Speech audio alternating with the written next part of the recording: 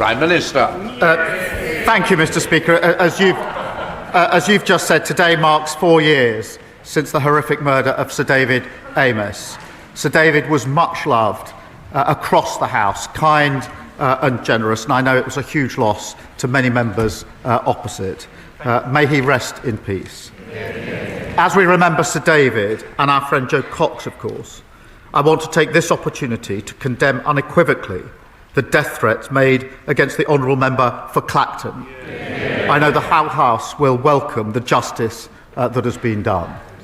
Whatever our disagreements, we are all parliamentarians, and I won't stand for violence or threats against our democracy. Mr. Speaker, on that point, may I update the House on the China spy case? I'm deeply disappointed by the outcome. We wanted to see prosecutions. Mr. Speaker, I know just how seriously, rightly, that you take these matters. National security will always be the first priority of this government, and we will always defend against espionage. In recent weeks, there have been baseless accusations put about by the party opposite. Let me set out the facts. The relevant period was when these offences took place. That was under the Conservative government between the years of 2021 and 2023. This period was bookended by the integrated review of 2021, the beginning of the period, and the refresh of that review in 2023, setting out their policy. These statements of government policy were very carefully worded to not describe China as an enemy. Instead, Mr. Stewart, somebody who is on the Speaker's panel, I've told once before, should know better. Do not question my judgment. I thought it was important that the Prime Minister tells this House first rather than somewhere else. So please, this is very important to me and very important to the House. I take it seriously, so I don't need any more side comments. Prime Minister.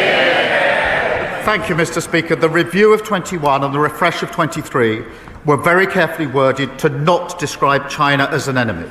Instead, they stated increased national security protections where China poses a threat, and that the then government would engage with China to leave room open for constructive and predictable relations.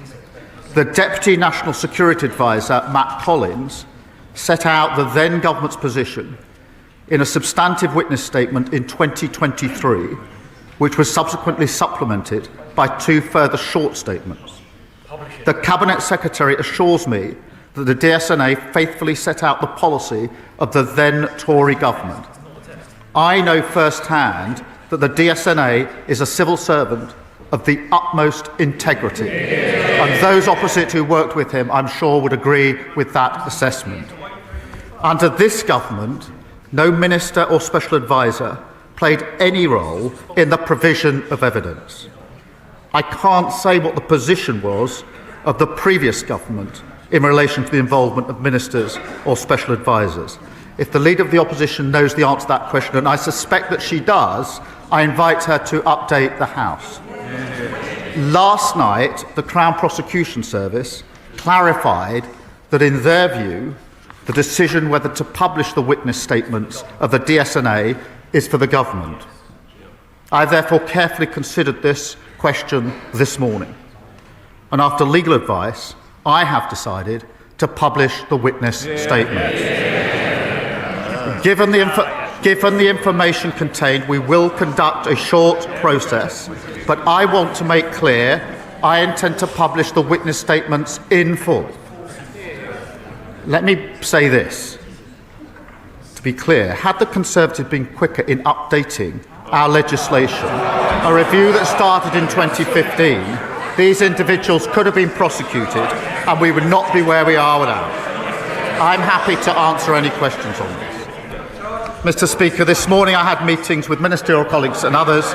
In addition to my duties in this House, I shall have further such meetings later today.